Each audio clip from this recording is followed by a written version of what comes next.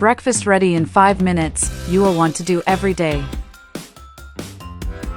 To start our recipe, I will start grating 100 grams of mozzarella. Make this recipe at your house and then come back here to tell me what you think. Then I will cut 2 potatoes into slices this way.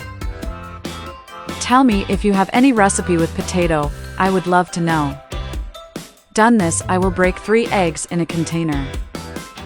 This recipe is amazing, it will surprise you.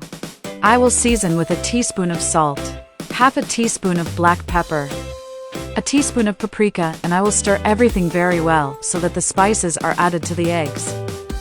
If you want, you can add some other seasoning you prefer. Then I will put the grated mozzarella and add a little parsley to taste, the amount is optional. Now I will stir again for the ingredients to mix. My friends always ask me to teach how to make this recipe. Then I will add some oil in a pan to grease. Then I will add a tablespoon of butter and stir to melt.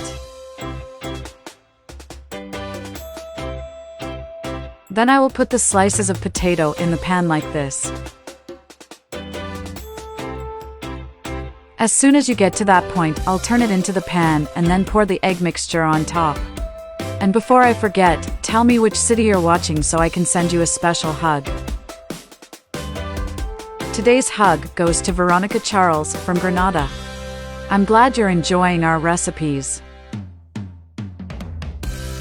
Has become one of my favorite recipes since the first time I tried, now I do not stop doing.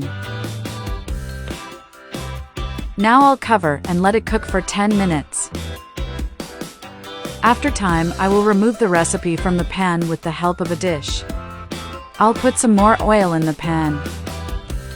Then I'll put our recipe back to cook the other side. I'll cover and cook for another 5 minutes.